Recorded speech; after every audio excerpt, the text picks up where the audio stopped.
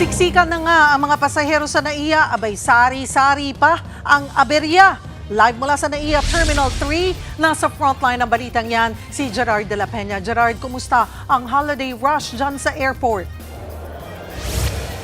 Cheryl, off-peak ngayong mga oras na ito, kaya kahit paano medyo lumuwag na ang pila sa mga check-in counters. Pero asahan natin sa mga susunod na araw, naku talaga napakaraming tao dito sa NAIA dahil malapit na nga ang mismong araw ng Pasko. Pero para doon sa mga may biyahe, konting ingat lang dahil kanina ay may isang Japanese national na hold up dito sa Terminal 3 at kahapon ay may bugbugan pa doon sa Terminal 1.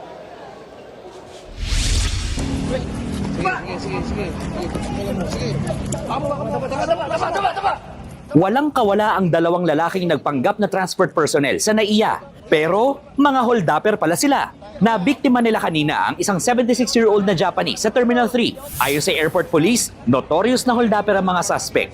Mahaharap sila sa kasong robbery. Sa NAIA Terminal 1 naman kahapon, dalawang lalaki ang tila nag-wrestling. Na-headlock pa ang isa at kahit inawat na, nagawa pang gumanti ng sapak. Ayon sa airport police, dalawang Filipino-American na nagbugbugan. Pareho silang papunta sa Los Angeles sa Amerika. Base sa ilang report, no-offload ang dalawa at naghain sila ng reklamo laban sa isa't isa. Iniimbestigahan pa yan. Ito pang isang inirereklamo, ang matagal na usad ng pila sa mga immigration counter. Pati sa baggage claim, grabe rin ang paghihintay ng mga pasahero. Almost 1 hour. Siguro kung lumabas na maaga, kanina pa ako nasa bahay. Ayon sa pamunuan ng NAIA, mano-manong baggage system ngayon, kaya may katagalan. Pero balak na ng New NAIA Infrastructure Corporation na gawing automated ang baggage handling para mas mabilis ito. Sa December 20, inaasahang mas dadami pa ang mga pasahero sa NAIA.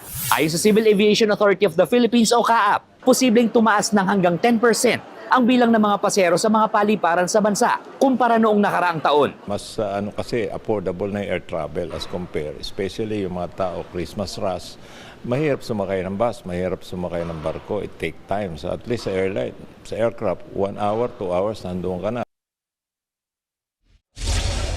Cheryl, ready na nga ang PNP, ang Civil Aeronautics Board, ang CAA, pati ba pa mga ahensya ng pamahalaan para kahit paano ay mabawasan yung hassle na mararanasan ng mga pasahero sa mga paliparan. At paalala lang sa mga kapatid natin na may biyahe, nako, medyo matindi na po ang traffic nowadays, kaya isama niyo na po yan sa pag-compute ng inyong oras para hindi kayo malate sa inyong flight.